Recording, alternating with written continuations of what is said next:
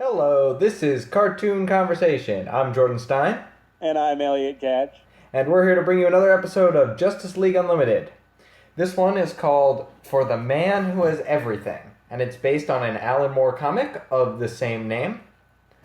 So we're going to be talking about that, and I have not read anything about the comic except the Wikipedia page. And I have a cold, so I'm sorry for. So we're not going to go too much into the comic. Sorry if you're a better DC fan than we are. So, do you have anything to say before the episode, or do you want to get into our breakdown? I mean, like, in all honesty, the first thing I wanted to say about the fact that this episode I felt like would have been so much better in the middle of this series than in, like, the beginning. Yeah, I think that's fair. It was kind of strange after such a big, epic, like mythic arc sort of episode, which is the first episode to go into this, what is a great episode, but it's filler. It's one of those, it really shows the fact that, there was a series before this, of just the regular Justice League. And it's going in not skipping a beat at all. So it's for really, like, the people that have been with the show, through the beginning. Yeah. Not, I mean, like, this being the remake of the really old Justice League cartoon. I'm just saying, like, the one that was before. The first Justice League, that was a remake. And now into Unlimited.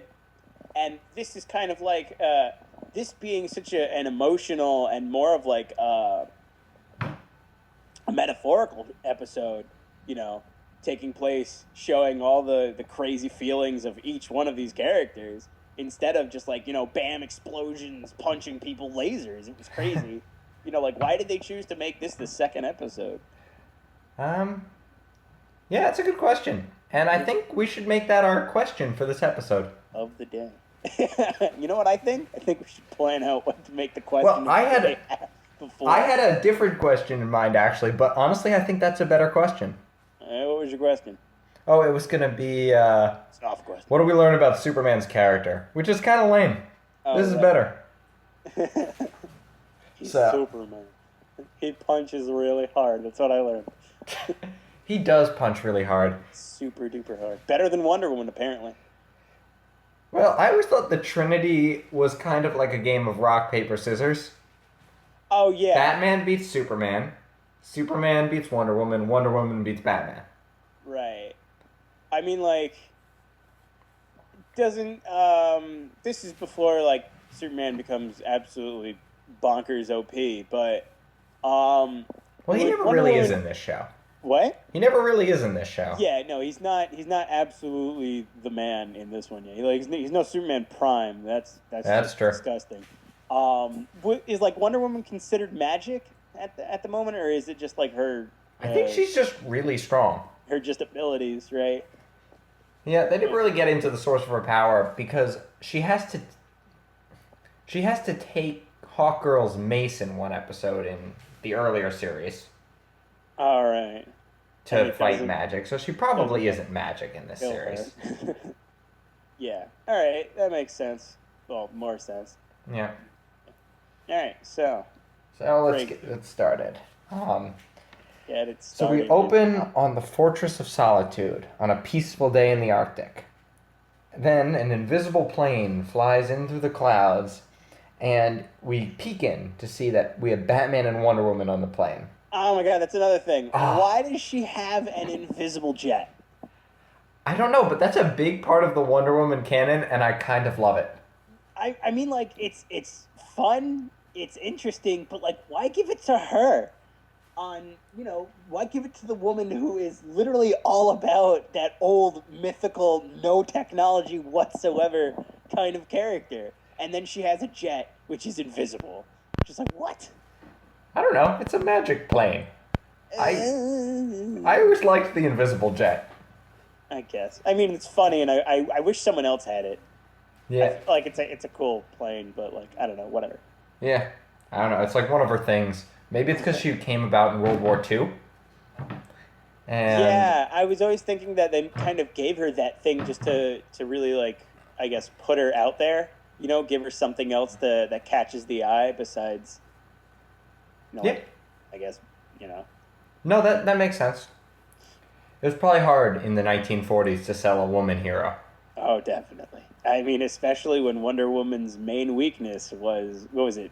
It was Male bondage. bondage? Yeah, male Yeah. bondage. I don't think it had anything to do with men. Well, no, I think at first it was. Really? At first it was like if she was ever tied down by like a male, she would lose her powers, which was dumb as all hell, but It's kind of Samson-esque. I guess so. Yeah, if he got his hair cut by Yeah. a woman, he would lose his powers. If she was tied down by a man, she would lose her powers. It was just weird. Yeah. And now that's no longer her weakness at all. So That's probably a good thing. yes. Hey, So- hey, you know what's actually kind of funny though? Yeah. Speaking of, like that's a really sexist kind of thing to do. I mean, this is really like Tumblr heavy, Yeah, there's some issues here. Mongol But- especially just talking so much crap. But he's evil. Yeah, he And is evil. it's clearly, like, not okay. But I wonder, he's from space. Yeah. How does he even know the difference between a man and a woman? I mean, I feel like they've fought enough. He's fought Superman and all the others. Like Green Lantern. I'm pretty sure the Lanterns fight him a lot. Yeah. No, that I get. But I'm surprised he even knows what's a man and what's a woman. I feel like Does his species also have the same distinctive features lot of differences them do, between the yes. genders? Do they even have two genders? they even have two genders? They reproduce by budding. Okay, I don't know. Well, I don't know. It's pretty obvious when they talk about it a lot on Earth, and if you can look at Earth for a while, he can see, and I don't know. Kryptonians, they clearly have like men and women, and Yeah. they're aliens. So, and he knew what they looked like. So, judging by from there, Maybe he did that. yeah, I don't know. We can go back to the breakdown now. yeah, full circle. Okay, so they're coming in to the Fortress of Solitude, busting through like ice in this jet, which is nuts. And so- we start talking about what? I was gonna say, so they like dive into the water and it's really peaceful, and there's this great moment of chemistry between Batman and Wonder Woman Oh yeah. when Batman just says a little sharp on the turn, and Wonder Woman just like turns to him and goes, "What? Scared?" And Batman's just silent. Yeah. Oh yeah, I love it. They don't do it often, but I love it when someone out-quips Batman. Pretty much, she just like doesn't care and puts him in his place. Like, you remember in the first series when what is it? Batman's talking about the fact that he can't really be with anyone Yeah. because if he is, they'll hurt them. And then Wonder Woman's like, "Oh, really?" And then like breaks a stone pillar in like a second, and then Yeah. turns back to Batman. And is like, "Yeah." Yeah, I love that. usually when someone gets the better of Batman in this show, it is Wonder Woman. It's fantastic. And that's one of the things that I think is best about her character, is that she just doesn't take shit from Batman. Pretty much, yeah. Okay. So They're my favorite pairing. I mean, like, I can't stand the fact that it's Superman and Wonder Woman at the moment.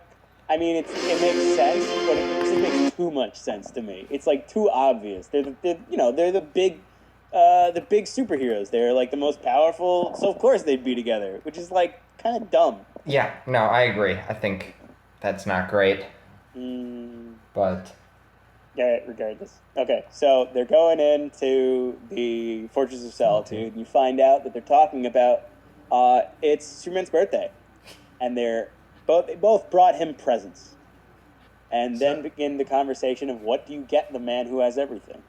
title drop. So they discuss what they got. Wonder Woman won't say because of Superman hearing, and Batman somewhat shamefacedly says that he got cash.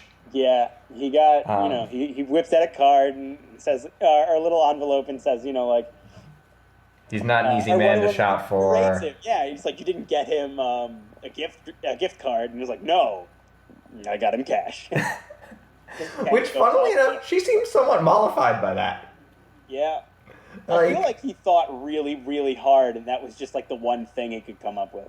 Well, it's all in Sacagawea dollars, golden dollars, John Adams dollars, and let's see, and an $1,000 bill with Grover Cleveland on it, because those are some of Superman's favorite American heroes.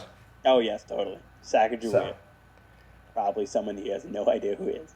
I think he knows who Sacagawea is. I don't know. Like, regardless. Okay, so they go in through his little fortress of solitude, just having little banter between the two, until they finally see Superman in the distance and realize something has gone completely wrong.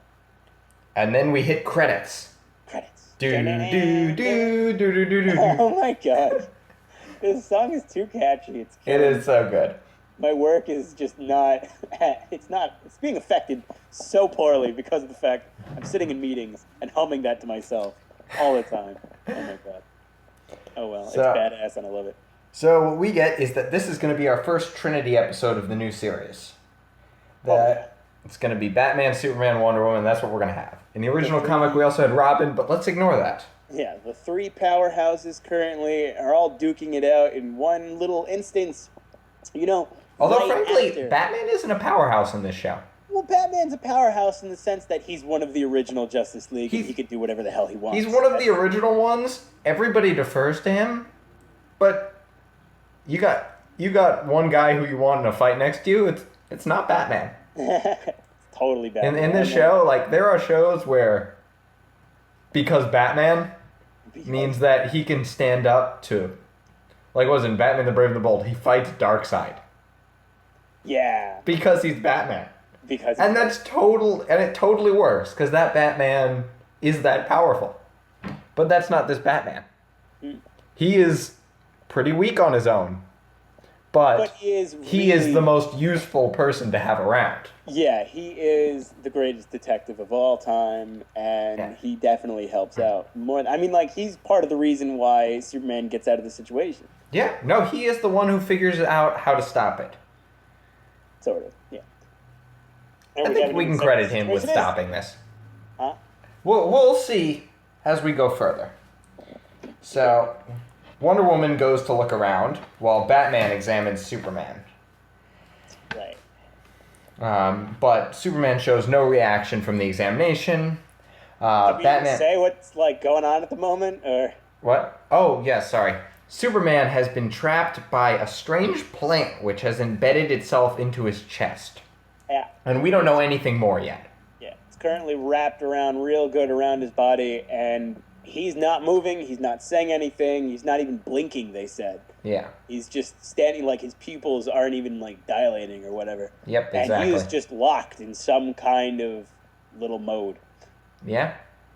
So, after they decide, you know, obviously something has gone terribly wrong, we need to figure out what's up. And Batman says that he's going to go and, you know, examine the plant, and Wonder Woman goes off and sees if there's anyone in the area.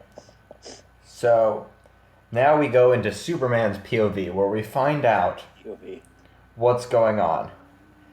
And he's in a bed when an alarm clock goes off and a robot says, "Good morning, Kal-El. Happy birthday." Yep. We're not in Kansas anymore, folks. Yeah. Superman has gone into his own little world at the moment. No, I also absolutely adored the fact that the little robot's name was Brainiac. Yes, that was great. That was super cute. In Superman's fantasy, an intelligence like Brainiac would be put to good. That was so Superman. Yeah. That he believes that good is even in Brainiac, and that he's redeemed Brainiac. Yeah, I fucking loved it. And put him in a role where he can help everyone. I mean, just like, I love that. That was also a nod. Do we ever see Brainiac in this series, or did we see him in the last one? I think we saw him in the last one. He was don't he and Lex Luthor combine at the end of the last one? Yeah. Or is that this one? That's this series. Sorry for the spoilers. I mean, like, whichever. No, but we do see him. We do see Brainiac. We what? So yeah, we do see Brainiac in We the see series. Brainiac in the last one where he faces off with Superman, and Superman tries to beat him up. I'm pretty sure. Yeah. Whichever, I'm obviously just sitting here and not understanding what the hell's going on. But regardless of that, so Superman is currently in this little world where everything seems to be absolutely perfect. He has, a stunning wife. He's living on this crazy farm that's doing fantastically for himself. He's got a kid, which is like, oh my god, he has a kid. What is I this? love how much the wife looks exactly like Lois and is in fact a reporter. 2, it is just, you can see how much of a fantasy it is. I love how they didn't make it like a real thing. This is Superman's fantasy. What do you mean, like a real thing? People don't act like that. For instance, what is it? The scene where the dog poops on the ground and he makes his son clean it up, and then he has this like amazing made for TV teachable moment for his son. Oh yeah, of and course. His son reacts perfectly with no anger because he's being talked down to. Mm-hmm. Well, because like obviously his perfect little moment. Yeah, it was his perfect little moment, and I thought that was just a great constructed scene. That it would have been easy to make this world seem more real, but they make it a world that tells us about Superman instead. Yeah. So. Oh my god! Like the moment where he comes out of it, it's just nuts. Where he describes what it was like.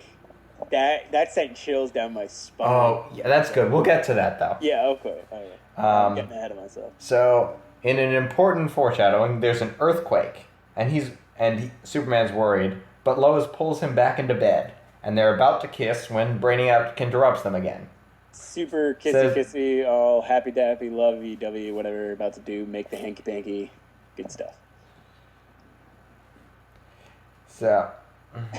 And then we flash to Batman, who is determined that this was a gift, and he is bitter, just delightfully, venomously bitter against the person who did this, because of how underhanded it was done, and because, I think this is really important, because of who it was done to.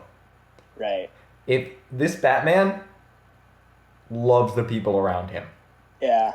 And you see that a lot. Yeah. He really, pines for these people. It's crazy. Yeah, they are his family, and I think that's really beautiful. And I think we'll see an arc with him, kind of like Supergirl's, in that he learns to depend on and be supported by these other heroes. Right. So we'll have to follow that. But he doesn't have time to rant too long because Mongul's voice appears and taunts Batman. Voice.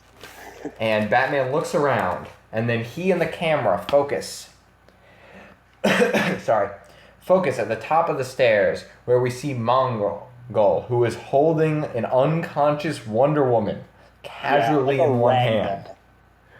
Which, this is so fantastically animated.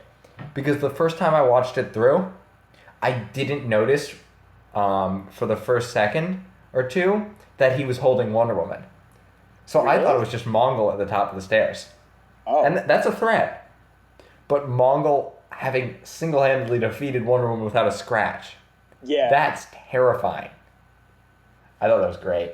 Yeah, I like the fact that he was holding on to it. I really thought what was going to happen next I was like, there's no way she's just going to go down like that. I'm like, because I love Wonder Woman. Yeah. She's a fantastic character. Fantastic character. And so, I got super pissed. And so then, Mongul comes in, is talking all this shit to Batman, and then suddenly, Wonder Woman acts. I just want to say, even better than talking shit to Batman, he's just completely dismissive of him. Yeah. It's as if a pigeon flew in. Oh my god. As much attention as you would pay. He's like, I guess I've got to go out and take out the pigeon. But it's not really a threat to me. Yeah, pretty much. I'll hit it with a tennis racket if it gets annoying. With a what? A tennis racket? Tennis racket, yeah. Tennis racket. That's kind of how Mongol is towards Batman. And Batman is just, he knows he's completely overmatched, but he's still just delightfully snarky. Delightful. And like he goes, I heard Superman humiliated you. And Mongol goes, you found a jaundiced view. Yes! That was so cute. And Batman doesn't flinch in the least, having provoked this guy who could chew him up and spit him out. Yeah. I loved that. Batman's just like talking shit to Mongol. Yeah. And then at that moment, they talk a bit more. He talks And then at that moment, it zooms in onto Wonder Woman's sleeping face, and she opens her eyes, and you realize she was, playing dead the entire time, and scissor kicks freaking Mongol in the face, sending him flying backwards. Yeah. And then you expect, this is the fight scene, that this is what happens in Justice League. But no. Batman steps in between them and says no. Yeah. Wonder Woman is surprised, and Mongol says one of his just kind of hard to listen to line, just the males on this planet must be the smart ones. Oh my god, yeah. Then Mongol starts talking shit. Yeah, and then so much trash. He explains his plan. Yeah. Because he's an evil villain, and evil villains explain their plans. Yeah. Batman gets in between the two. He stops Wonder Woman from fighting Mongol because he says that, we need Mongol because he knows what's going on. Yeah. Yeah. Yeah, no, exactly. It's a great character moment.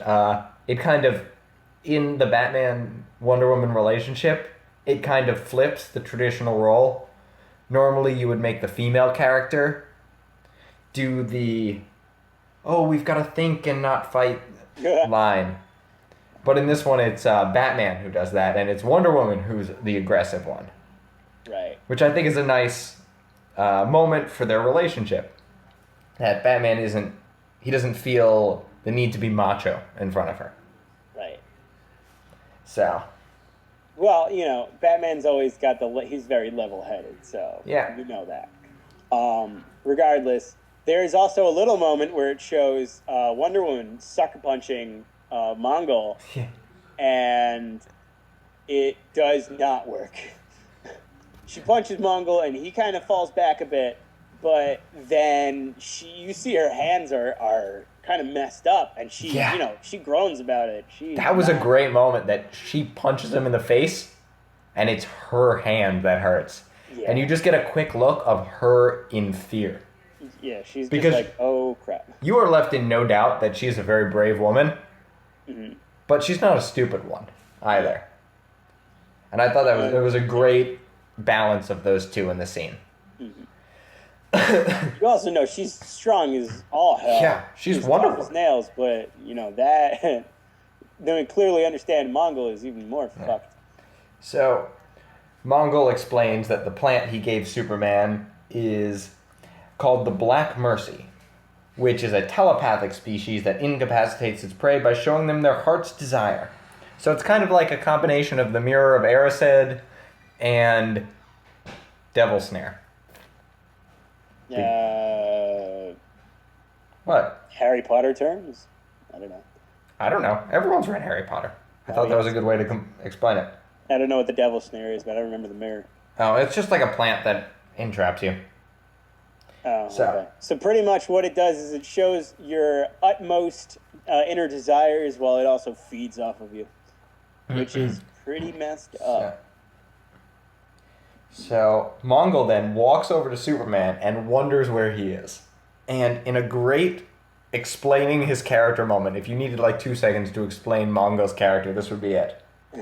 He assumes that Superman is on a throne or in a position of power. Right. He says that's more honest than the pretext of being a selfless hero.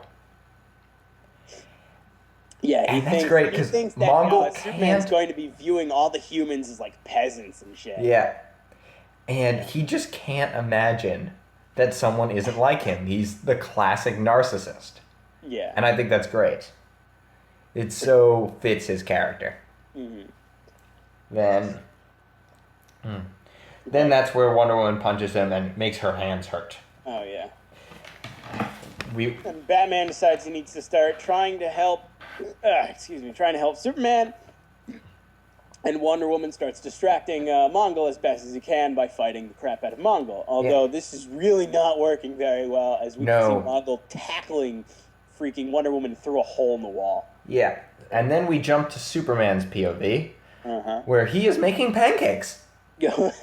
And Lois is drinking coffee because that's an edgy mom thing to do. Yeah. Which is, it seems to be most of her character in this, that she's the edgy mom. So edge. Yes. Much mom. So, this is where we have the he steps in dog poo scene we mentioned earlier. And he calls up to his son, has that great made-for-TV parenting moment that only happens in people's imaginations. Yeah. Well, I felt like it was better because, it showed that the world wasn't perfect, that there was dog shit, but it was still perfect for him because everyone learned a lesson, Yeah, people exactly, and I think that fits Superman's character. Yeah. And then everything just be given to him on a golden platter was not the way he wants it. Yeah, and in another great character moment for Superman, I absolutely love this scene. Van accidentally lets it slip that Lois is planning a surprise party. He's annoyed they are planning one. And he says he had specifically asked her not to. And Lois has a delightful line.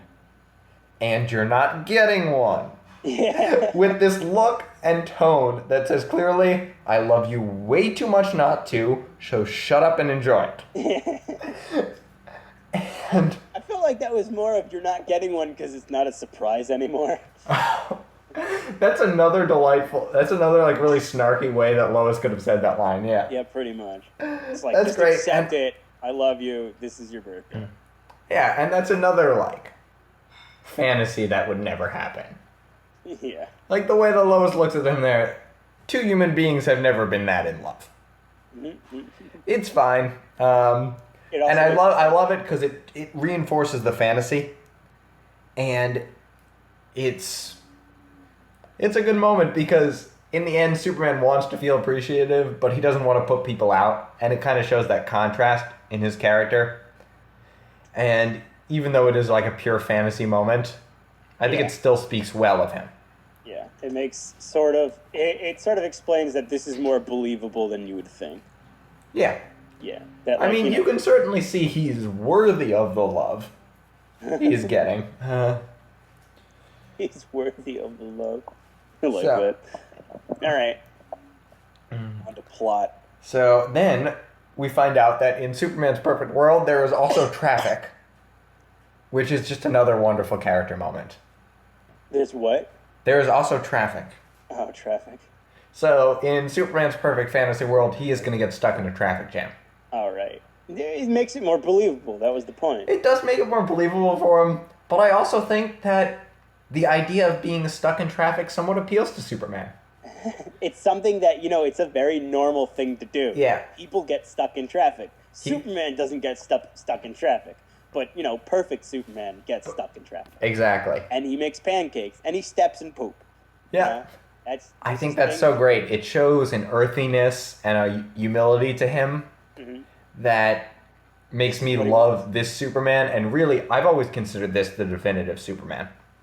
What do you mean? The Superman of this episode. Oh, right. Who, for all his powers, would much rather be Clark Kent. All intents and purposes. And this Kal-El he imagines himself as is that perfect combination of what he loves in himself in Superman and what he loves in himself as Clark Kent. Right. I wish Ma and Pa Kent could have somehow gotten a cameo in this world. Like maybe they were his friendly neighbors or something. Friendly neighbors of Ma and Pa Kent. I in fact would have loved if the entire episode was just in Superman's imagination, and then at the end we had a 2-minute fight scene with Mongol because he escaped himself. Yeah, that's something to think about. I like the fact that it really, you see also other character development, and it really lets you understand that, he's going through this thing, and the reasoning as to why all the little earthquakes are happening, the reasoning as to why all the crap is happening to him is because of Batman and what's going on with Wonder Woman. Yeah, you're right. Batman was becoming really, really terrified because Wonder Woman was getting the shit kicked out of her. And so that's why he, with, more of an edge, more hurriedly, was trying to wake Superman up. Or else, everyone would die. Yeah. No, you're right. So, after that just really peaceful, delightful view into Superman's fantasy, we go back to Batman and Wonder Woman, who are not faring so well against Mongol. Batman can barely get to his feet, and Wonder Woman is knocked away. Yeah, Wonder Woman is pretty much, she's not playing dead anymore, although she's, not taking it sitting down. She is not having a good time with any of this. No. So, Mongol is coming up on the Batman who's lying on the ground, but thankfully, Wonder Woman saves him by doing just an epic pile drive. Oh, yeah. Like something out of the WWE.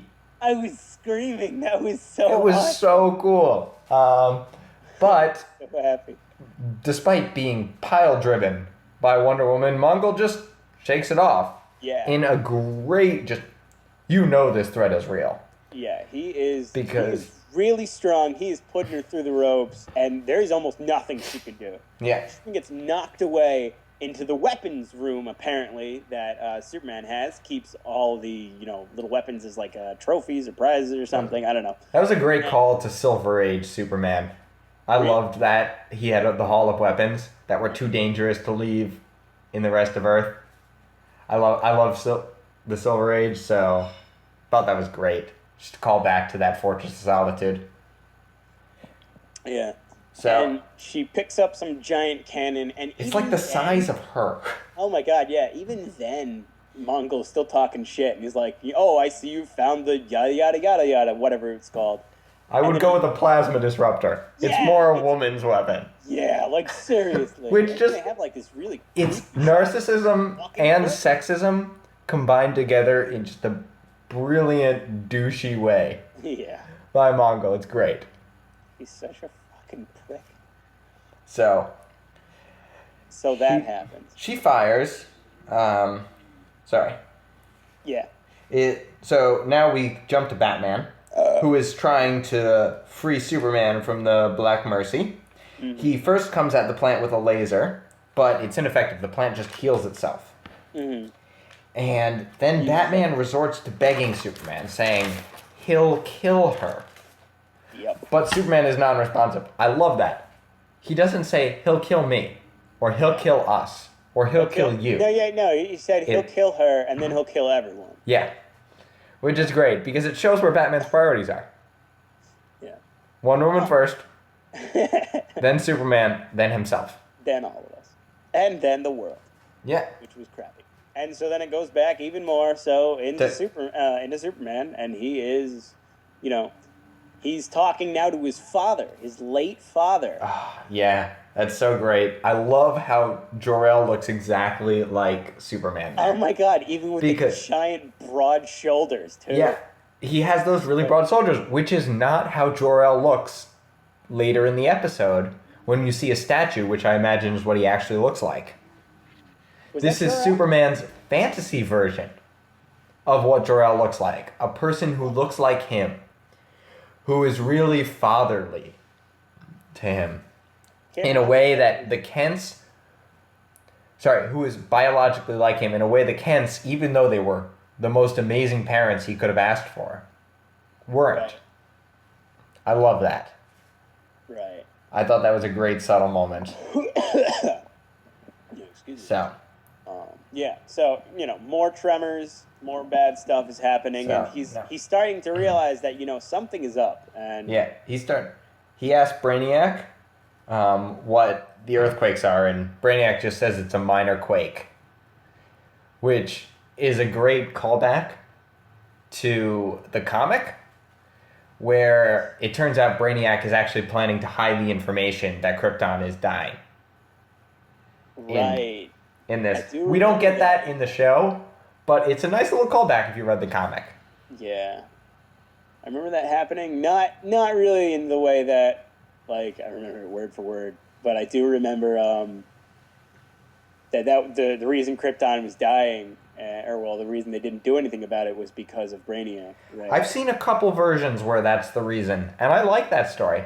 I think it really sets up the enmity between Brainiac, who's one of like the key Superman villains, and Superman. I think it sets it really young. I think it sets it really well.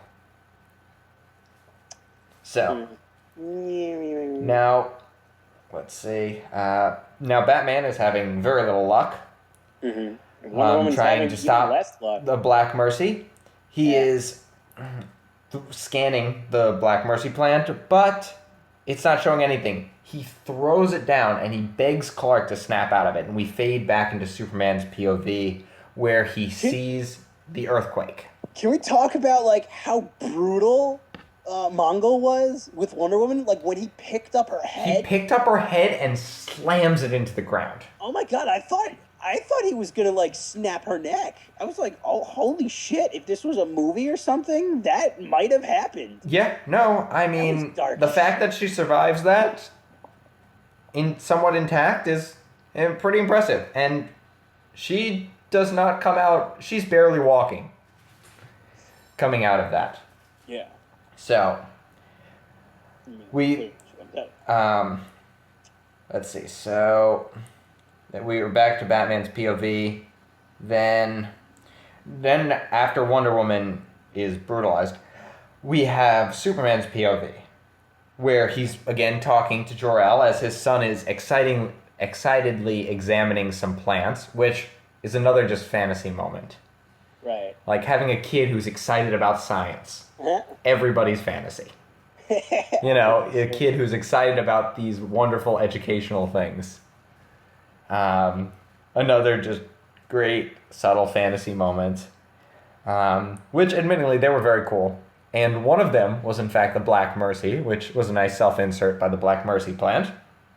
Mm. I wonder if that's one of its requirements. What? What do you mean? That it has to appear at one point in all the fantasies. Maybe it appeared because he might have seen the Black Mercy before. Because Mongol gives it to Superman as a gift, like it was a trap. So Superman thought he was receiving like a present, not from Mongol, but from some off planet that he had saved at one point in time or something, and he was receiving a gift, opens it up, is the plant, and it latches on him immediately. He might have gotten a split second to see it, and it implants himself in his dream somewhere. Oh, you're right. That's a good thought. Yep. So, I'm full of them, babe. So, let's see. So Kal-El, Superman, goes off with Jor-El and shares his theory that something's going on. Mm-hmm. At which point Jor-El has this great line. He goes, "So now you're a scientist, huh?" Yeah. Which, just like, there's this level of disappointment that his son is a mere farmer. And he is one of the great scientists of Krypton. I don't know, I feel like that was more of just snark, He was really talking about, because Superman's like, I have this feeling that, all these are bad. And the guy's like, oh yeah, no, sure, totally, I get it. Because, he's like rolling his eyes. Yeah, I thought it was disappointment that Superman wasn't a scientist like him. I don't know. That Superman chose to be a farmer instead. Well, no, it's not. I don't feel like that's something that he would have in his own little world. I feel like his parents would be really accepting of him, I thought that was a strange moment, too. But maybe that's part of Superman's fantasy. Maybe. I feel like it was way more to put him down, trying to quell the idea that something was wrong. You maybe you're right. Maybe it was just a defense mechanism. Because think about it like this, how when anything big happens in terms of someone shot someone and someone else is going to jail, and then all of Facebook seems to decide that they want to believe that they have law degrees. Yeah. Yeah, that's pretty much what it was. It was like it's like, oh, you see all these earthquakes going around, you must be a scientist. Yeah. No, maybe you're right. Maybe he was just shutting him down. Yeah, just shutting him up. All right. And then, you can see... He does say some really good shit. He does say some good stuff there. He talks about how embarrassed he was after his prediction that Krypton was going to explode failed. Mhm. And he shows some real personal loss Yeah. that he spent years rebuilding his reputation. In the comics, actually, he never rebuilt his reputation. Because everybody's. And he actually ended up joining like this radical sect and being like a crazy person, and people were trying to kill him in retaliation for inventing the Phantom Zone. Right. It was pretty dark. So I think this scene was maybe a callback to that darkness in the comics that they didn't have time to do. So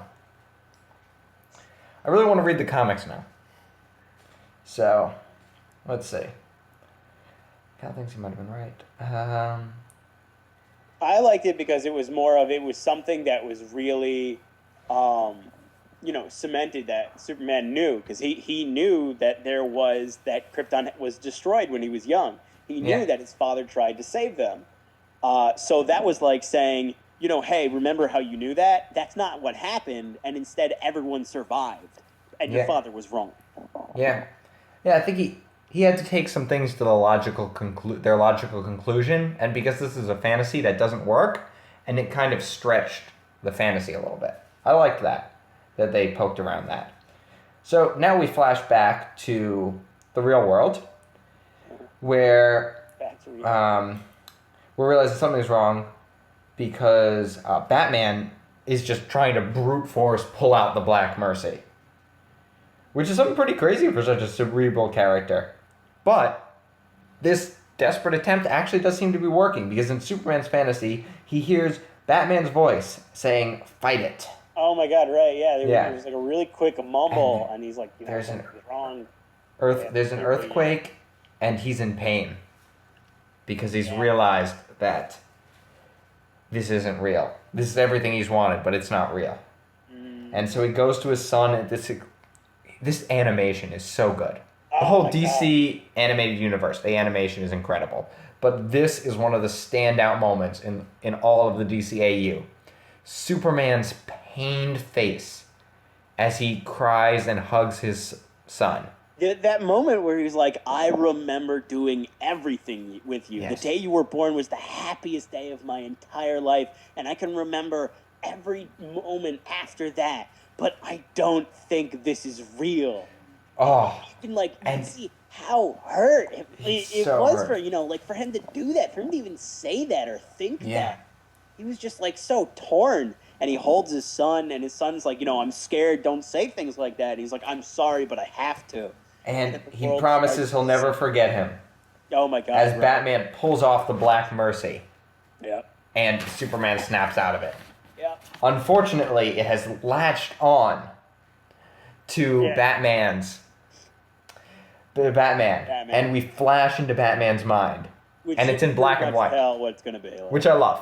Yeah, it's all black and white exactly at the moment that he remembers. Looks like an old movie. Taken away from him. I kind of love that it's in black and white. It gives it like a great old-timey feel.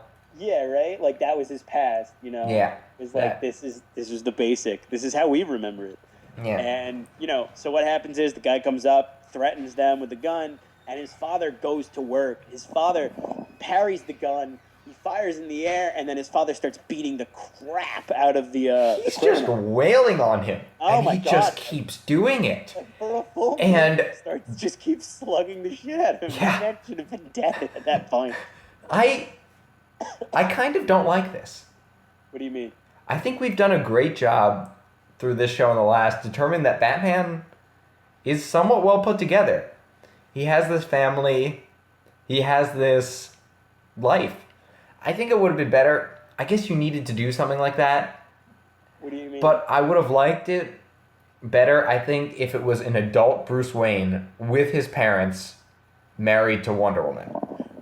Oh my God, that would have been perfect. That would have been what I would have done. I think it would have put together his characterization in the whole episode. It would have shown character growth over the animated series, because this is the same Batman. Mm-hmm. Would have shown character growth where he was such a loner in that series. Right. And then I understand where you're coming from, but I believe that they should have done this for two things. Yeah. One, because it would be a lot harder for them to sort of not animate, for them to explain the whole situation with Batman and for him to sort of understand that it was wrong, like this was bad. And it would be much easier with what they actually did and make a little bit more sense. And the second one is that this is the moment in time where Batman's whole life changed. You know, where Bruce Wayne becomes Batman, where his parents were taken from him, and he realized the world is a cold, dark place. No, Superman doesn't have that. You still needed that to happen. You're right, Yeah. but I feel like you could have just had a throwaway line. It's like, oh, like when we were coming out of that movie and the guy tried to kill us. I don't know, because the way that they shows, you know, Superman didn't have that one moment where everything was taken from him because he was too young to understand it. He was a baby. I don't know. I was just... So his life is, as an adult, he's changed. But Batman had to go deeper to when he was a kid. They had to show him that this happened back in the day. You know, they had to show him that happened. No. You do have to address the parents' murder. But I wish they had done it by showing Thomas and Martha Wayne as adults with their adult son, Bruce Wayne, and maybe like a sister or something. Maybe he could have like rushed to them with tears in his eyes, you know, being so happy that they were alive, and then suddenly realized like, no, they're not. They're not alive, and they're never coming back. I don't know. I think it would have been better if there weren't so much violence there. I think we've done a good job setting up as Batman as a better person than someone who fantasizes about beating someone up. And I thought it was kind of disturbing that was what you made his fantasy. So I just kind of whistle past this part. Kid sort of honoring his father, in my opinion. Yeah. And then like halfway through, he realizes that this is wrong, and then his father gets shot. You're right. He kind of does. Like realizes this isn't what it was. This isn't how it happened. So like with what happens with Superman, he hears a voice, and that's what starts to bring him out of it. Wonder Woman calls his name, and suddenly isn't so much fun having a revenge fantasy. Yeah. That gives him the will to allow Wonder Woman to pull it off. It tries to latch onto her, but she's too quick. She doesn't let it attach onto her. At first. And we flash to Mongol, who's recovered and is knocking Superman around his beautiful botanical garden. Oh yeah, Superman. Which is another. Sorry. Well, Superman. After they take the thing off, Superman immediately flies into Mongol and starts beating the crap out of him, and he's furious. Yeah. Oh my god. Superman is furious, but before we talk about that, I just want to talk about how we have another great Silver Age callback.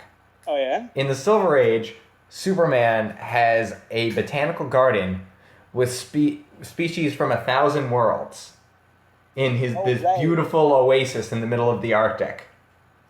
And we don't actually see inside and see all the animals and stuff. But we do see that he has this garden. And I really like that they included that in the DC animated universe mythos. Yeah, we see a bit of his, of his pad. Yeah. It's decked out with all the crazy alien stuff that you would need. Yeah. So... I love it. When Mongol taunts Superman, he's like, leaving that must have been like pulling off your arm. No. Oh my god, like when he said that, it was so nuts. He was like, leaving that must have been excruciating because you had to convince yourself that it was wrong. And did Mongol say it was like pulling off his arm? Or I think he said that it was like pulling off your arm, must have been like pulling off your arm. Yeah, I thought Superman said it. I forgot. But and Superman is just... must have felt like it was pulling off your arm. The facial animation in this looks like it was done 10 years later than it was done. Superman it's so good. You see his face just going through 3 different types of anger.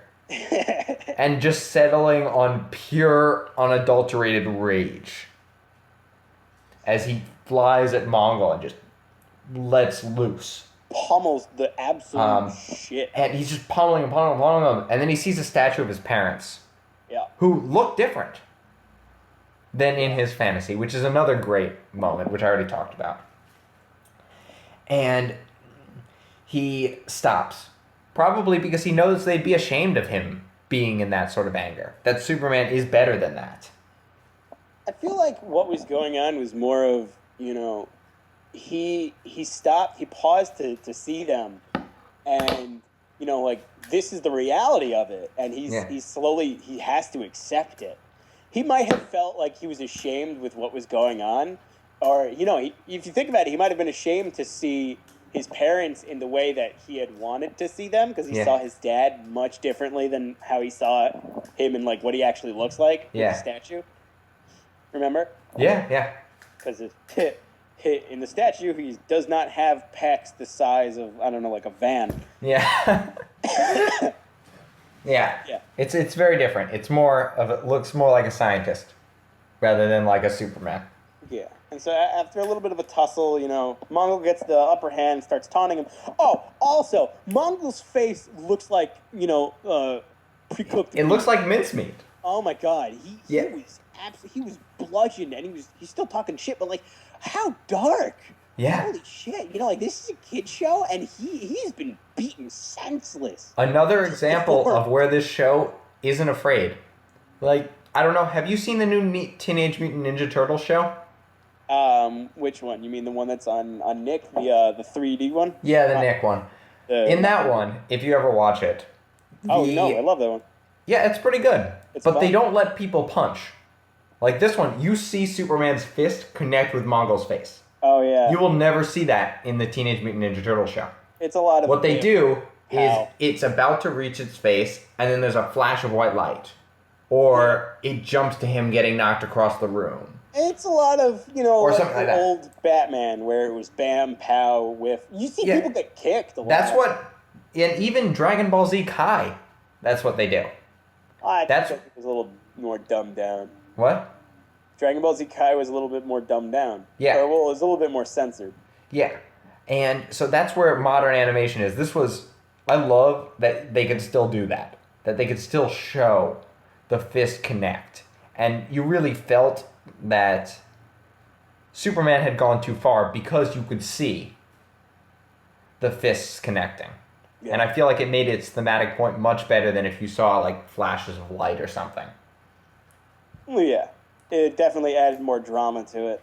You saw the pain. You saw, how disfigured Mongol was, and that was all Superman, man. Yeah.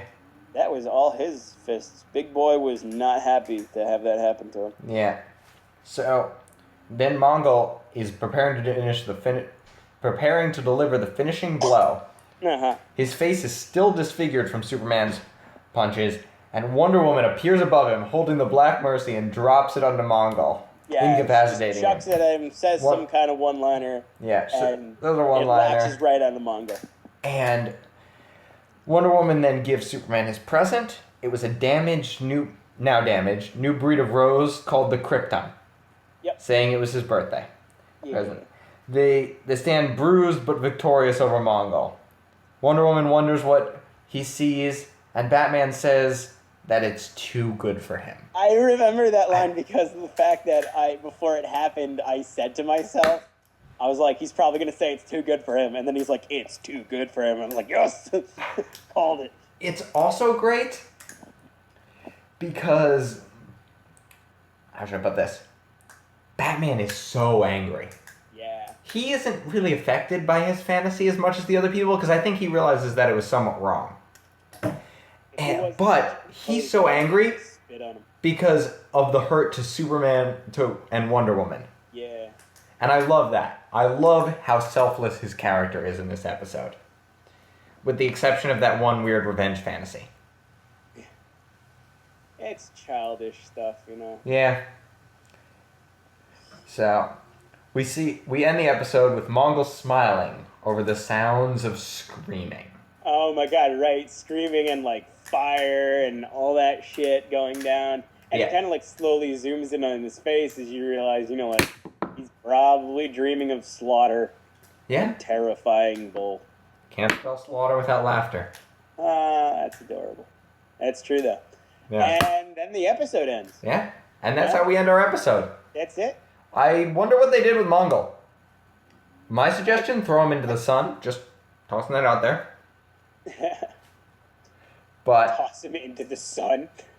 That would be my strategy. I mean, that or Phantom Zone. Can Superman use the Phantom Zone in the DC animated universe? I know he does at one point in time. He does? Yeah, they trap Zod in it. Oh, okay. So that's what I would do with him.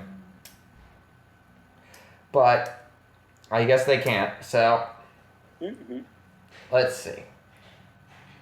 So that's the end of our episode. Now let's look at our question. Why do you think that was episode 2? I feel like it was episode 2 only the fact that this isn't new for everyone. There are a lot of people that have been watching the original, so they understand what's going on. Well, when I say the original, I've seen the one before this. So they understand who the characters are. They see these people, they know each one of their strengths and weaknesses. And, there's another one that I forgot to say. This was also another episode sort of going along with the pattern of the first one. Remember how Green Lantern got his shit rocked real quickly? These are 3 more of the original Justice League, and all of them were beaten hardcore. Yeah. Batman couldn't do anything to begin with. Wonder Woman was near death, and Superman was Superman. The one, he's the Man of Steel. He can't be beaten. Was completely locked. Yeah. He was in his own little world. He couldn't do anything about it. Yeah, all 3 of them really were like soundly that. defeated, but only together were they able to succeed. Yeah. It was I really like the fact that they're showing more so than anything about every single one of these superheroes is important, because they're bringing down the main ones. They're bringing them down to the level of the other ones, showing that's what I feel they're doing by making the big bad ones, the one that we've had more all of our lives, the ones we're more familiar with, by making them less immortal than we thought they were. We can now focus on a lot of the other superheroes, seeing Superman got his shit kicked in. Wow, okay. Maybe what do these other guys have to deal with, maybe they're not so bad, If Superman takes a hard punch to the face and he bleeds, I wonder what these other characters can do. Yeah. That's what I don't know. I think that's fair. I didn't like the fact. I think this just got slotted in as a filler. To be honest, I think that they're like, we don't want to deal with our main plot yet. We don't want the fans to be angry, so we're going to do an original Justice League members show. Right. I get that. I didn't like it as being the second episode. I didn't either. Like it should have been more, farther in. I think this would have been a great place 2 or 3 before the season finale. Really? It would have been a great episode that relaxes us. It's a fun, smart episode. And then after this, we can go into the lead up to our main plot. Right. I get that. That makes sense. Yeah. So I think that's where I would have put it, and I think you needed a second mythic arc episode. What do you mean mythic? Something that built the universe more. Oh. Something like the first episode, which set the stage for the level of threats we're dealing with. Yeah. Technically Mongol was probably a bigger threat than that robot. Mm-hmm. But did you ever feel like he was a bigger threat than the robot? I thought, based on what was happening at the moment, the robot was rampaging across everything, and he was just absolutely blowing up the countryside. Definitely, he seemed like a bigger threat than Mongol. Yeah, I think so too. The way Mongol was just backhanding all of these people, backhanding Wonder Woman and Batman and beating the crap out of Superman, like he had him pinned down. Yeah. He seemed way more threatening in that sense that of comparatively to who he's beating up. But because we didn't see him fighting nearly as much, he wasn't as imposing, in my opinion. Yeah, I think that's a point that... Well, you probably admit that Mongol is stronger than the robot. Oh, definitely. He felt like less of a threat because it was so small and contained. There was no chance of civilian deaths. Although they had a couple lines to raise the stakes, like, after I kill you guys, I will destroy your planet. Or whatever. But you never really felt like this was a threat to anyone but these three characters. And that's fine. You need episodes like that. They're great. They let the show rest. They develop the characters. They do all sorts of good things. But, I don't know. This is Justice League Unlimited. I want some random unknown character. But let's not take away from this episode. This episode is great. I really liked it. I mean, like, I liked it in the sense that you see a lot of crap go on. You see, the gods not being gods. You see into Superman, and they have these wicked, sweet lines. Like, it must have been like tearing an arm off. And I don't do it justice at all. Yeah. But it was so good. Yeah, and I wish we could have gotten a whole episode of just Superman's fantasy. That maybe we spent like 30 seconds on Batman trying to get him out of it. Yeah. Whatever.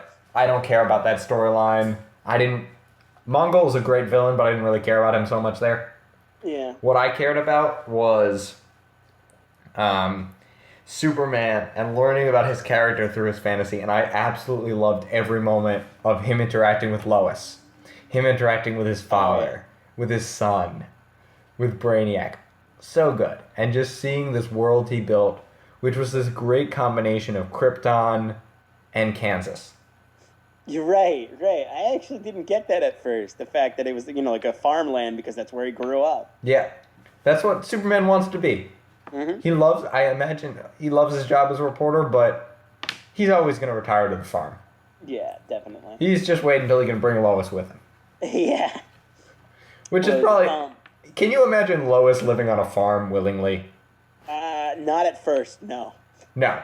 I don't think she ever lives on a farm. Huh? I said, I don't think Lois ever lives on a farm. She's a city gal. Yeah. I don't know. One of the things that I didn't like the fact, though, was I felt it was a bit unsatisfying with how they beat Mongol. Because, Mongol is insanely powerful. He's almost as strong as... Well, they said he was stronger than Superman at a certain point. Yeah. And in this, they said the only person that could stop him was Superman. So he was beating the crap out of everyone else. But the thing is, he was talking so much trash, speaking down on Wonder Woman so hard, all that sexist bullshit. And what do? They trap him in his own thing. And they give him, they put him in his own little happy delusion. And I really wanted Wonder Woman to beat the crap out of him, but, it wasn't really going to happen, which made sense. I was happy at least they didn't pull like a fucking Hotel Transylvania 2 and you have everyone just beat up the bad guys in the end because, you want everyone to be happy and all that bull crap. But I don't know. I really liked the ending. I thought it was nice that Mongol was so powerful they couldn't beat him, and so they outsmarted him. I thought it was kind of fitting that he was impaled on his own sword there. Yeah. That kind of the irony was that if he had just attacked Superman, he probably would have won. Oh yeah, if he had started beating the crap out of him while he was there. Yeah, if he just attacked Superman and then he would have been hurt, but he probably could have beat Wonder Woman and Batman when they came to visit. And if you don't have Superman, Wonder Woman, Batman, you gotta figure he probably has a pretty clear path to the domination of the Earth. Yeah. So, that's a nice deal. So, I like how, in the end, if he hadn't tried to outsmart himself, he probably would have won. Mm. And that ending kind of shows that. I also like that it was Wonder Woman who beat him. She wasn't really the one who beat him, though. She just threw the winning pitch. She threw the winning pitch, but I also kind of got the impression that it was her idea. And... what else are you going to do when you have the evil space plant in your hand? And she's the only one who isn't fooled by it. Batman gets it off Superman. She wasn't fooled by it because she didn't let it get captured by it right away. I think that would have been cool, actually, if she does get it slapped on, but she's, too strong-willed. Because they do that a lot, actually. One of the things that I would have loved to see her What was fantasy. it in Justice League War? Was it? Yeah. No, not War. Doom, right? Doom, yeah. Where Batman has all the contingency plans. Yeah. They have the way to beat Wonder Woman was to make her hallucinate into seeing other versions of the villain. So Yeah. she just keeps fighting. You know, she's never going to let down. She's never going to stop because she's Wonder Woman and she's just so fucking battle ready. Yeah. I love that. That was great. Yeah, I loved that plan. So Because- like why not have it latch onto Wonder Woman and she fights it because she's Wonder Woman, because she's nuts and she's powerful and she's awesome. I think that would have made her too powerful compared to the other two. I mean, she got her shit slapped in, so we understood she wasn't that powerful. I guess. I don't Yeah, know. I would have loved to like- have seen her fantasy. Yeah, I think that would have been cool. I wish this episode was a double. Where nobody does. It would have been a total waste of season space. Yeah. But just, I wish there was just time to see all of their fantasies really play out. Right. I wish we had seen Batman grow up with fantasize about himself growing up with parents, and then marrying and doing all that. It'd be great, I think, if he marries someone who looks exactly like Wonder Woman, but isn't. That'd be great. Then, see, we see Superman's play out a little bit more of those great scenes. We see what Wonder Woman's fantasy is. What do you think it would have been? Wonder Woman's fantasy? Yeah. Probably like lots of battle, you know. But in my opinion, like some kind of war, but in a way that it's righteous and that like no one dies somehow. Yeah. I don't believe it would be like a real feat that could happen, but you know, she's an Amazon. She's an Amazoness, and she thrives and revels in battle, you know? Yeah, some her kind of character. like the Iliad, where there are great heroes fighting each other every day. Yeah, That'd you know, be like, cool. Like a lot of competition, a lot of strenuous fighting, but it's all in good sport, and I Yeah. feel like that would be her thing. Yeah, I think that'd be cool. I can't see her settling down at all. No, I don't think she'd be selling it. I was imagining it was some combination of Paradise Island Uh-huh. and what's the city she defends? What do you mean? She's not really connected to the city like the way Batman is to Gotham. Oh, right. And What's her how, city called though? I don't know. I don't Like, know. Superman is to Metropolis. Batman's to Gotham. The Flash is to I think the Flash is like Coast City, Actually- Central City? It's Central City. Central City. Yeah. I don't know. Yeah. So How basic. yeah. So continuing, let's see, what is it? Wonder Woman City. It's like a combination of like a Metropolis and Paradise Island, where she can be in that Paradise Island, everyone's fighting and enjoying, and no one really gets hurt. Yeah. But at the same time, she's living in the world. Yeah. Like a connection of the two, Yeah. where she can have her conquest and she can have her modernization. And she can have her sort of Amazon family, which I think would be cool. I don't know. I would have loved to have seen that, but there wasn't time in the episode, unfortunately. Right. Yeah. Okay. So, I think that's what I have to say. Do you have anything else to add before? Well, we should do final thoughts, I think. Right. So, I came in... Do you want to go first? No. I Alright. can't think of anything really. Alright, I was just going to say, I came into the episode, like, I was like, oh, fuck, it's a filler. Excuse my language. And I was like, oh, well, you know, you got to get through it because it's episode 2 and this is the second podcast. So, and then I was watching it, I was like, wow, there is so much great, smart stuff in this show, especially in Superman's fantasy, that I loved it. And I really want to read the comic now. No, definitely. Yeah. Maybe I'll buy it. My friend's really all into that stuff, so I don't know. I'll give him a shout. See if he has any of the DC comics. Yeah, this comic is called For the Man Who Is Everything, same as the title. Yeah. In my opinion, I actually kind of felt the reverse. You Yeah. know, I was really looking forward to this episode. I wanted to see. I had forgotten how it played out, and I was excited. Wonder Woman's my favorite character, in all honesty. And I was excited to see more of her.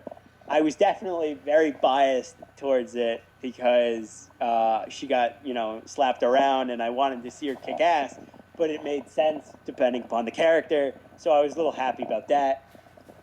I just felt like, having these moments between action and having the moments being, such a serious point, I really did feel like it should have been much farther in this series.